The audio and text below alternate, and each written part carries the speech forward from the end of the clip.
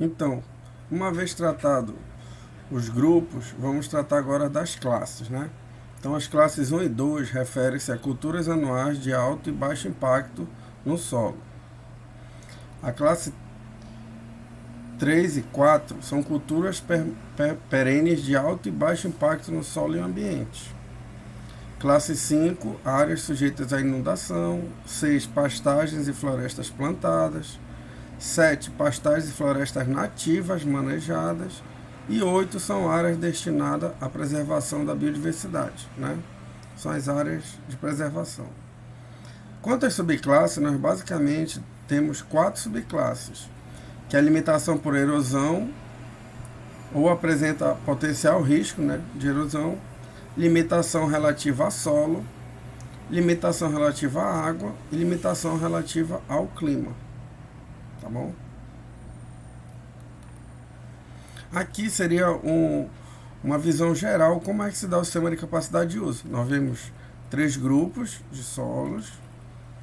Cada grupo compõe um certo número de classes. Então, o grupo A são as terras agricultáveis, né? Tu tem as classes de 1 a 4. No grupo B já tem as classes de 5 a 7 e a classe C, classe 8. Porém, exceto a classe 1 do grupo A, todas as demais classes elas podem ter fatores limitantes. Então, da classe 2 à classe 8. Quais são esses fatores limitantes? São aspectos relacionados com erosão, representados pela subclasse E, que podem ter suas unidades de uso: declive acentuado, declive longo, mudança textural abrupta, erosão laminar, erosão em sulcos, vossorocas, erosão eólica, deposição de sedimentos, baixa permeabilidade, camada especial arenosa.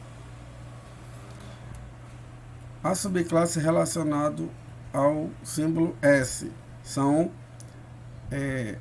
unidades relacionadas com o solo. Então, solos pouco profundidade são aqueles solos recentes, jovens, solos arenosos, pedregosidade, então tem solos muito pedregosos, pouco pedregosos, argilas expansivas, também pode ser uma limitação.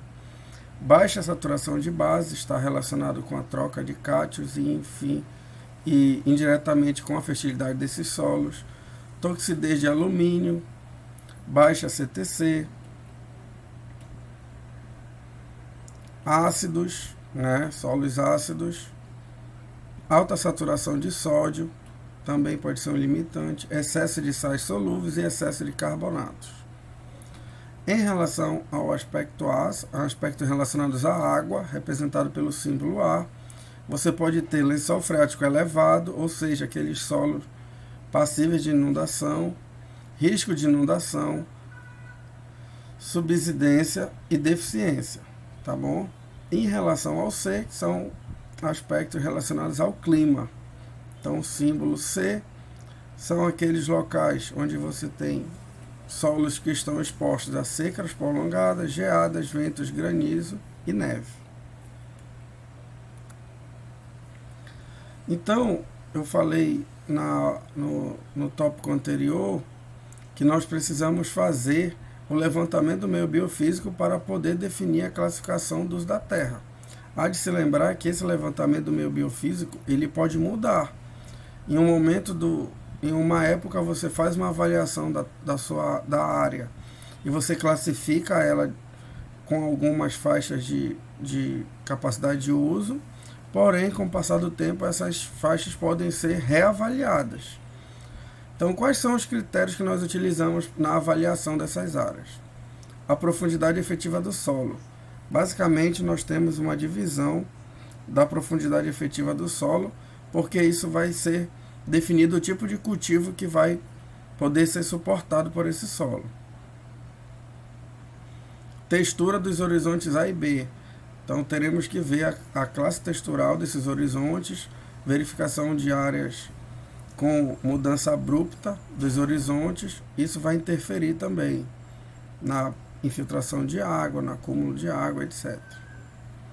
Permeabilidade dos horizontes A e B, está mais relacionado também com a questão da infiltração da água, tá bom? Declividade do terreno ou gleba, então tem que verificar se é um relevo plano, um suave ondulado, enfim. Classificação da erosão presente, né? Erosão laminar, por suco, por vossoroca, então é o aspecto levantado em campo. Análise de outros fatores limitantes, né, que nós falamos, aspecto relacionado à fertilidade do solo, a clima, tá? E o uso atual da gleba da terra, né? Você, no momento da avaliação, você tem que falar qual é a utilidade que está tendo naquele momento. Então, quanto à classificação das terras, no sistema de capacidade de uso, nós temos a limitação da fertilidade do solo, pode ser ligeiro, pode ser suave ondulado, nulo, ligeiro, moderado, forte, muito forte. Quanto à profundidade efetiva, maior que 1 metro, seria a classe 1. De meio metro a 1 metro, classe 2, né? De 25 centímetros a 49 centímetros, seriam solos que estariam mais destinados para a classe 4 de uso do solo. E menor do que 25 centímetros, já seriam solos mais destinados para a classe 6. E assim sucessivamente. Vamos ver para as demais características. Drenagem interna do perfil do solo. Uma drenagem excessiva e moderada são as classes 2. Uma drenagem adequada é o solo de melhor qualidade, então seria a classe 1. Um solo com uma drenagem pobre seria um solo de classe 3. E com drenagem deficiente seria um solo de classe 4. Quanto à pedregosidade, também, né? Sem pedras seriam os melhores solos. Menor do que 1% da massa total seria a classe 2. De 1 a 10%, 3. De 11 a 30, classe 4. De 30 a 50 seria a classe 6. E maior que 50% seria a classe 7. Risco de inundação, tá? Então, ocasional, frequente e muito frequente. Isso aqui define as classes 3, 5 e 8. Velocidade da enxurrada, lento, rápido e muito rápido. Então, seria as classes 1, 2, 3 e 4, tá bom? As classes de declividade nós temos, né? De 0 a 2% de declividade, classe 1, de 2,1 a 5%, classe 2, de 5,1 a 10, classe 3, de 10,1 a 15, classe 4, de 15 a 45%, classe 6, de 45 a 100% seria a classe 7. Quanto ao grau de erosão, temos também erosão não aparente, ligeira, moderada, severa, muito severa, extremamente severa, né? Então, cada grau desse remete a um tipo de classe de uso. E erosão em sulcos a mesma coisa, ocasionais, frequentes, muito frequentes. Vocês observem que aqui não entra a classe 1, porque em tese é uma área perfeita sem erosão de nenhum tipo. Erosão em sulcos rasos, em sulcos profundos e a questão das vossorocas. À medida que você vai aumentando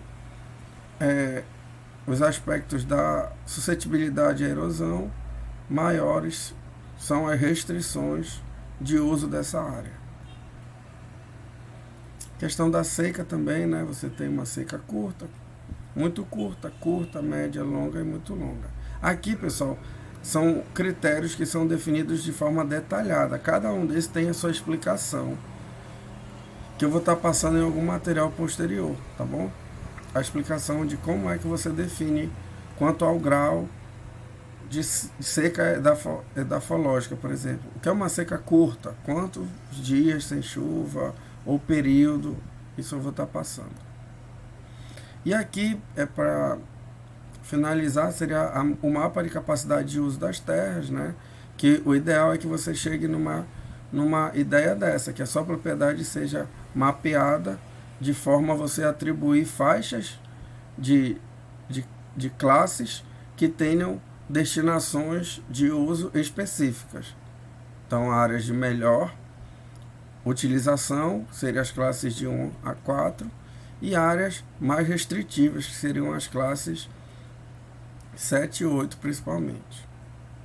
Aqui já é um esquema de plotagem como é feito a partir de mapas de solo, onde você define os seus grupos, né, através de cores, tá? Cada cor dessa significa uma classe de solo, e aqui você tem uma escala de detalhamento dessas áreas. Então, para a questão de mapas de solo, em sistema de capacidade de uso, você deve utilizar uma escala de solo de levantamento detalhado, tá? Então, escala de 1 para 30 mil para mais. 1 para 5 mil, 1 para 10 mil, 1 para 15 mil, até 1 para 30 mil, tá bom?